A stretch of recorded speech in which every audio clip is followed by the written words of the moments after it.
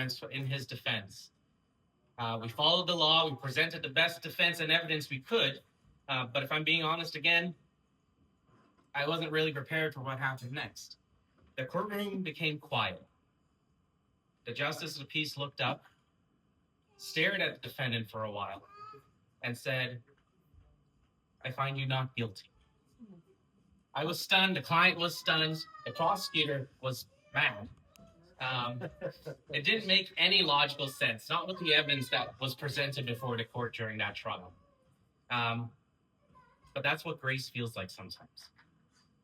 And before I could even process fully what had just happened in that courtroom, the prosecutor leaned over and said, "Expect an appeal." So even after the verdict was rendered, even though the case had been decided, they still wanted to keep fighting. And that's exactly what the enemy does. Even after Jesus declares us forgiven, redeemed, and made new, Satan keeps whispering, "But look at your record.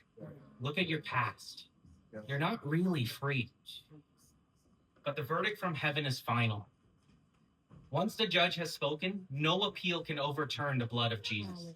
The record has been wiped clean, the case is closed, and the verdict is final. For years, I thought that was the end of the story. But over the last little while, God has been showing me something I haven't really thought about before. Being declared not guilty is just the beginning. Today's theme is about freedom from incarceration and addictions. So let me ask you to imagine something with me. Imagine a prisoner who spent years behind bars. The judge signs the release orders. The prison gates open up for him. The chains are removed, and the guard walks over and says, "You're free. You can leave now." But instead of walking out, the prisoner turns around, walks back into his cell, puts the chains back on, sits down, and chooses to stay. We'd all think that's a little ridiculous. So why would anybody stay there? Why would they choose to stay in that prison?